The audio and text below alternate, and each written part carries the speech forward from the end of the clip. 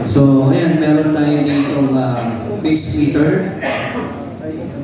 Or dito nakalagay ay 3-phase rotation tester. Pero usually pace meter ang tawag dito. Ngayon, meron tayo dito. Saan ba yung load natin? Ito yung load natin at ito yung green side. Green input. Sa ilalim kasi, kung mapapansin nyo, tagdadalawin siya. Kasi yung line nito, yan, ito yung line nito. Itong first inverter, yung line niya, ito. Tapos ito yan. And then yung neutral ng first inverter, ito yun.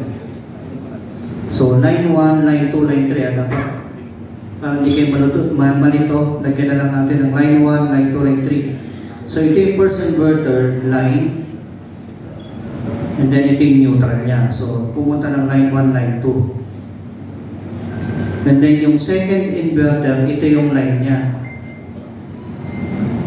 At ang sorry. Ulit. Ito yung dalawa, itong dalawang to, galing to sa first inverter. Ito yung line niya, nasa line 1. Yung neutral niya, nasa line 2. And then yung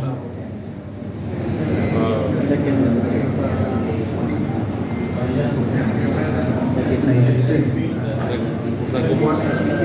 Line sa coding. Ito yung sa kulay. So, sa second inverter,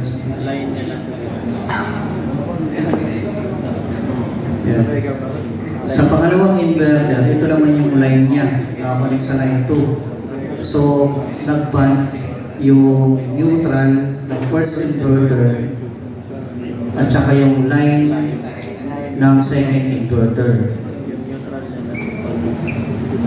Yung neutral naman ng second inverter pumunta sa line 3. Ito yun. Yung neutral. And then, ito naman, yung line mismo ng inverter 3. Ito yan, yung susunod yan. Nasusundan natin. Pwede naman kayo may dito mag-inspect kung anong wire makita natin. So ito yung line ng inverter 3. Yung neutral ng inverter 3, napunta yan dito. Ito yun. So, nandito naman siya sa line 1. Kaya lahat sila nagpares ng line neutral, line neutral, line neutral. Ulitin natin ha. First inverter, ito yung line ng first inverter, ito yung neutral ng first inverter. Yung line niya naka-connect dito sa line 1 at yung neutral ng first inverter nakalagay sa line 2. And then yung second inverter naman, pangalawang inverter naman, yung line niya nasa line 2. So nagsama na yung dalawang line niya. And then yung neutral niya napunta rito sa line 3. Sa line 3. Kumbaga, line neutral, line neutral. So, first inverter, line neutral. Second inverter, line neutral. And then yung third inverter, ito na yung line. Nasa line 3. Yung neutral nito, napunta naman dito. Kaya kung itetest natin siya,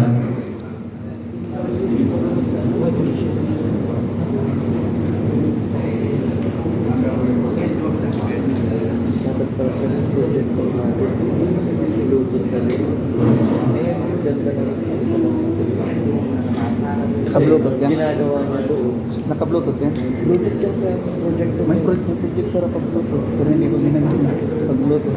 Hindi ko alam. Hindi ko alam kung paano. Mga 4G mga ganito. green sa ito. Yung grade side kasi natin wala pang Pag kinunik pala yan doon, cellphone. Yes po. Ito yung load side, ganun din ang topology ng load side. Uling ginawa natin sa grade side, ganun din yung connection yan. Hindi natin pwedeng pagkamalitan. Kasi kailangan parehas sa ang first inverter, Wi-Fi sa Bluetooth. nakakonect yung line niya sa line 1. Tapos yung neutral ng first inverter sa neutral. First inverter yung neutral niya sa line 2. So line neutral, first inverter. Second inverter, Ang ginagamit ko lang line, is HDMI. tapos neutral. Transfer without. Tapos yung third line, tapos Gagamitan ko daw, i-try ko daw. So, test natin yung voltage niya. TM. Ay, sa TM. Ayun. Saan? Utility. Line 1 tsaka line 2, Pwede mo naman. meron 230. Interactive board breaker. And then line Sabagay. 2 tsaka line I-try ko daw.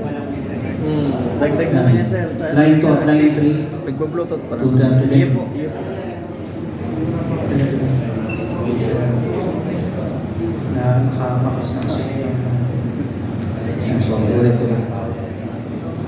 Yan. Line 1 tsaka line 2, 231. Hindi ako na. Thank you. And then line 2, line 3, 229. Kulang yan, kulang. May And Bluetooth then ako. line 1, line 3, Yes, 230. Pwede man lagyan sa projector. Ngayon kung tetest natin yung base voltage kung ano. 5.3. 5.3, i-try ko daw. Latest. Kahit sa Bluetooth. sa mga Ito, try ko daw. Yeah, yeah. ano lang ito pati.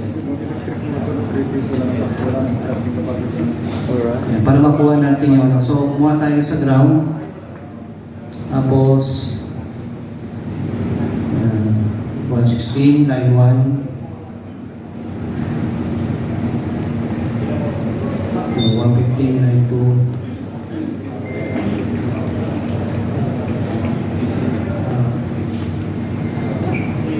Dapat kasi sa ground na lang tayo.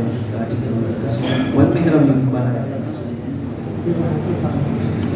Wala tayong wala sa line. Pero kalimitan niya, nababasa doon ano yun.